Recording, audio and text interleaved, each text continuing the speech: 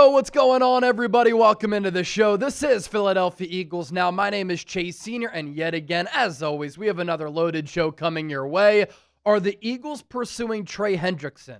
That would be a blockbuster trade to help improve their pass rush, and according to an NFL insider, the Birds and Howie Roseman are interested. We also have some great news to get to as far as the Eagles injury report. Big game coming up on Sunday in Week 7 on the road against the Minnesota Vikings. Before we touch on those two topics, subscribe to the channel if you want Eagles coverage every single day year-round. That is insightful, informative, entertaining, thought-provoking. Where you have a voice, join the movement, lock us in. We're 594 people away from 134,000 subscribers. Let's continue to grow the empire, and what you get when you hit that sub button, elite, daily, and free Eagles shows.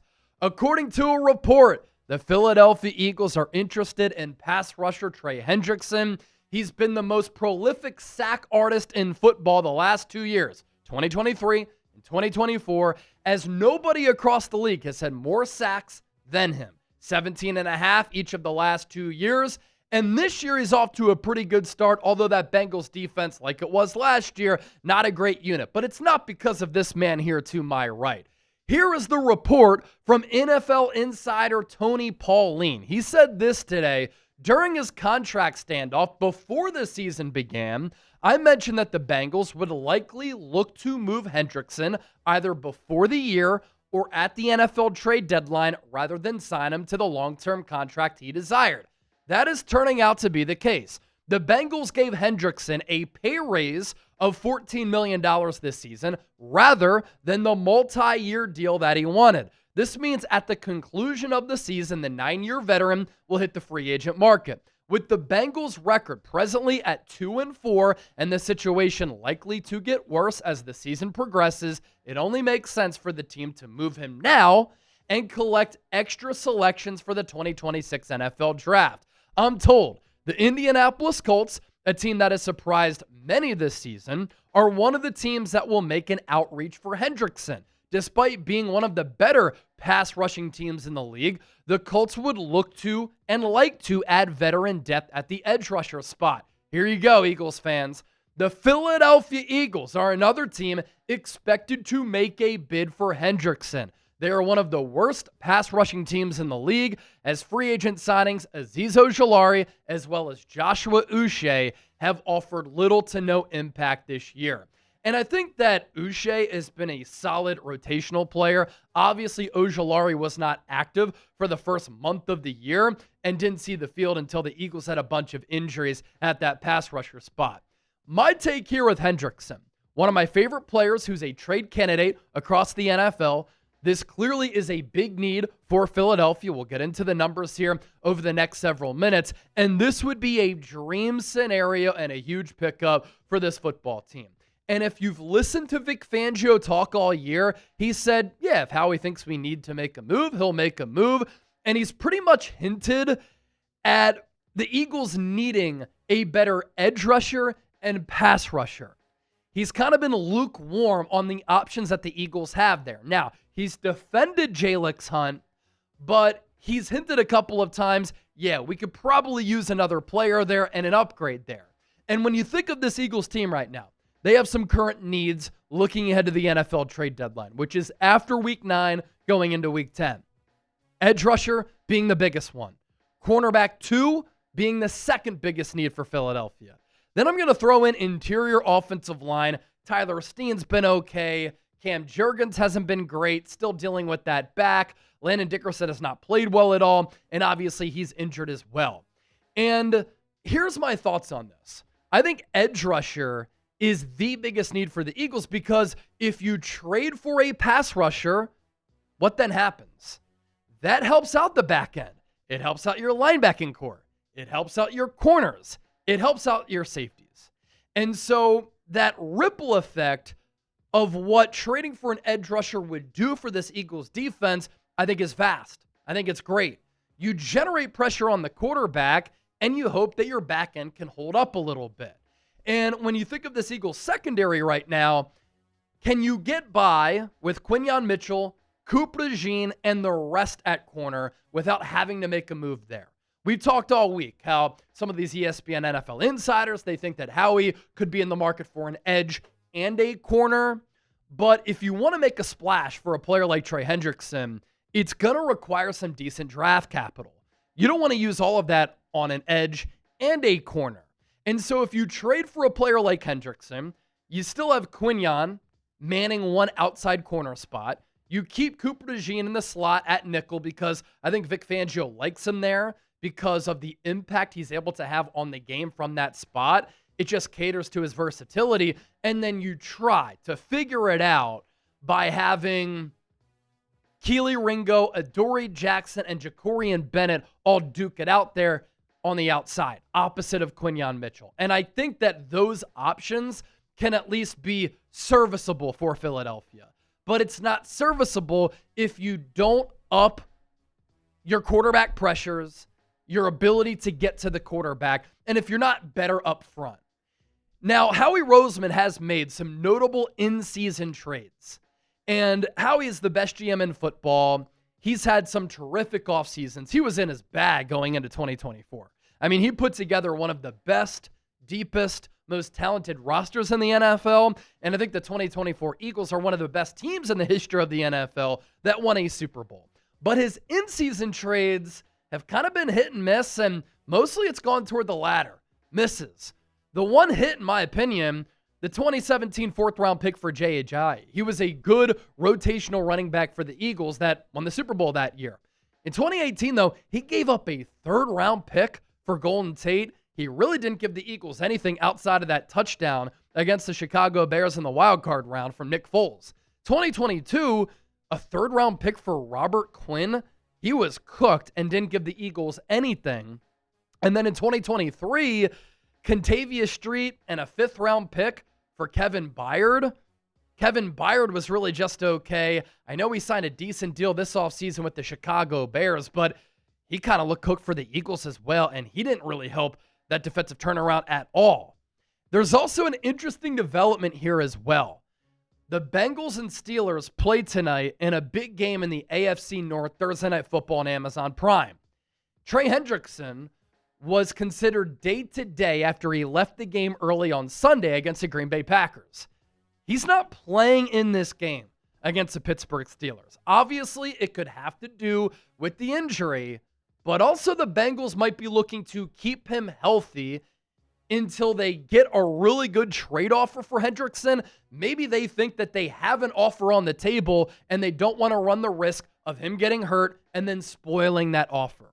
More to get to, but I want to pop up today's poll question, and it's this. Should the Eagles trade for Trey Hendrickson? This is also the pinned comment on today's show, so scroll on down. Let your voices be heard. I want to see what your opinions are here. So should the Birds trade for Trey? T for trade or P for pass? Now, this Eagles pass rush this year, there's some good here to my right, but mostly it's bad. The Eagles only have 9 sacks as a team.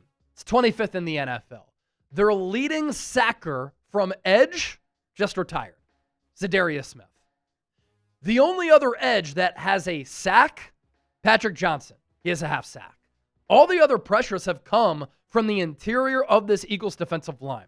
Now, the Eagles do have 113 pressures. That's 5th, but historically, as a defensive coordinator, Vic Fangio does not like to blitz. He likes to get home with 3 or 4, let the back end eat. That was the recipe for how the Eagles beat the Chiefs in the Super Bowl. They were wearing shirts, didn't blitz once. That Super Bowl defensive performance was famous for the Eagles not blitzing. This year, going back to some of the points I made earlier about Vic, he's blitzed a lot because he's had to, because the Eagles can't get home with 3 or 4.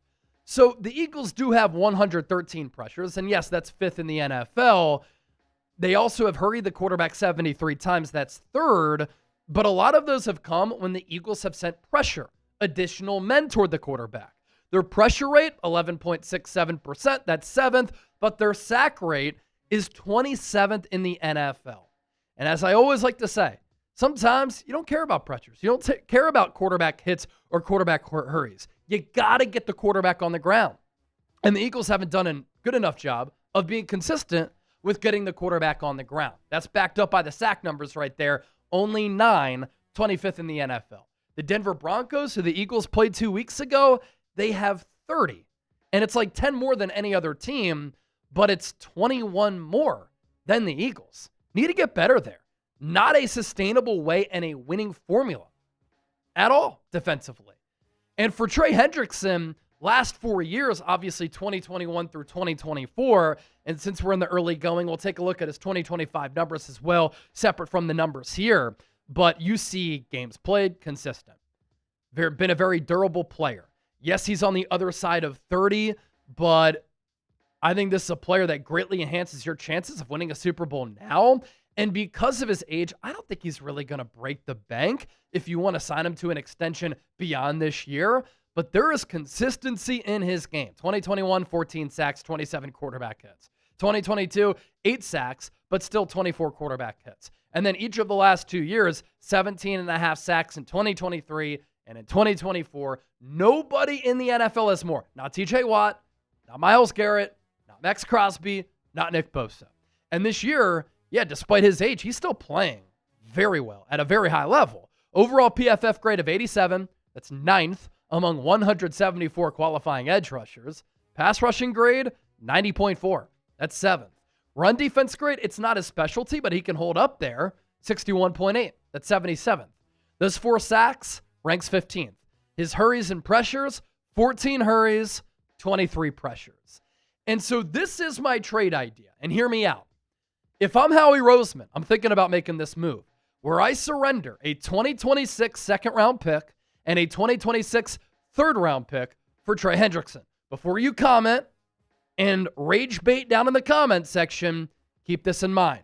That yes, you part ways with a second, and I know that the third makes it seem like that's a lot that you're sending towards Cincinnati. But there's also this. You look at the Eagles' 2026 draft picks. They will still have their own first. They'll lose out on their second. And even if they give up that third, they still have a third from the Jets, and that's going to be high. The Jets are awful. They haven't won a game yet. They also have a third-round pick coming, projected compensatory pick, after Milton Williams signed with the New England Patriots. So while you lose out on a second, you still have a first and 2/3 remaining. You also have a fourth, another fourth, a fifth, and a sixth. That is plenty draft capital here if you're the Eagles. I want to tell you about this fantastic deal thanks to our friends at Fanatics. This Eagles Fly hoodie was $75, now on sale for just $40 thanks to our friends at Fanatics. But you have to use our link down below in order for that deal to apply. It's chatsports.com/PHI hoodie. That is $35 off, limited time only. Temperatures starting to dip, starting to get chilly. That autumn crisp and bite is in the air. Get ready for it with this Fly Eagles Fly hoodie. Chatsports.com/PHI hoodie. It's attached to the pinned comment. That link is, and it's in the show notes of today's Philadelphia Eagles. Now, we round out with this. Eagles injury report. This is huge news for Philadelphia here. Grant Calcaterra, oblique, going to miss his second consecutive game. Jalen Carter at his locker yesterday said he is going to play in this game. Listed as a limited participant, but he did practice today with that heel injury. It's good that the shoulder is no longer listed here. Landon Dickerson, once again, second consecutive day, limited participant with that ankle. Full participants here. Zach Bond thumb, Jordan Davis shoulder, and drumroll, Quinyon Mitchell hamstring. Looks like Quinyon Mitchell, who's been one of the top corners in the game, is going to be able to play for the Eagles against the Minnesota Vikings. If he were to be out, if he still somehow misses this game, how much confidence do you have in Adoree Jackson, who stinks, and Keely Ringo, who stinks, to stop and cover Justin Jefferson and Jordan Addison? No confidence at all. But with Quinyon hopefully playing, it changes your entire outlook for this Eagles secondary. Cooper DeJean can play outside and base. He can also play slot when the Vikings want to spread it out. Looks like Carson Wentz is also going to be the starter in this game. He has one of the quickest snap-to-releases in the NFL. Gets rid of it quickly. Not a lot of long developing plays downfield. So that's kind of a good sign and trend for Philadelphia. But Justin Jefferson, he is a difficult cover. You can make the argument he's the top wide receiver in the game. 29 catches, 449 yards, a touchdown, along a 50 with average quarterback play. It's putting it nicely, right? And so Quinyon's been traveling with number ones, and hopefully that hamstring doesn't flare up. But look, the Eagles wouldn't mess around with a soft tissue hamstring if it were bad, a high risk of re-aggravation. And so this is a good sign going into Sunday's game, and the Eagles are going to have to pull out all the stops to stop Justin Jefferson. Then you have Jordan Addison, who was suspended the first 3 games of the year, and then he didn't play, I think, the first half of one of those overseas games because he didn't show up for a walkthrough. What are you doing? Already got in legal trouble, then you don't show up for a walkthrough? Mature and grow up. 9 catches, 155 yards this year, along of 81. There's the explosiveness there. And he is a very quick-footed, fast wide receiver. So Quinyon playing in this game, a big boost for this Eagles defense. Can't harp on that enough. And then for Jalen Carter, look, I mean, when he's been out against the Giants and against the Cowboys, what has happened to this Eagles defense? They've looked like a pretty damn soft unit, and both Dallas and New York found a lot of success running the ball to the interior of this Eagles defensive line. And Jalen Carter just brings this team a great presence, one of the best players in the NFL, even though this year he's been very mid, and he just impacts the game in so many ways. And for an opposing offense, you have to game plan for number 98. When he's been off the field, what have the Giants and the Cowboys done? Attack the Eagles right up the middle. And then for Landon Dickerson, I think it's the smartest thing to rest him. And I would have maybe thought about putting him on injured reserve so that he can get back healthy, because to start the year, he has been really bad. And it's because he's hurt. The back, the knee, he's getting pushed around. And that's a big dude to be getting pushed around. But look, I appreciate the pride. I appreciate the toughness. Hopefully, he is able to return to form. The thing is, with offensive linemen and defensive linemen, when they miss time in camp, when they miss time during the season, we're seeing this with Dickerson, we're seeing it with Jalen Carter. Sometimes it takes them a little while to ramp up. Sometimes they don't have it for the whole year because the physicality that is required on every given play doesn't really give you an opportunity to get that body right. Be sure to give me a follow on X and Instagram. The coverage here is taking off. We're reaching millions of people every single month. The same can be said on my social media pages. Plus, if you want additional free Eagles coverage, hit me up.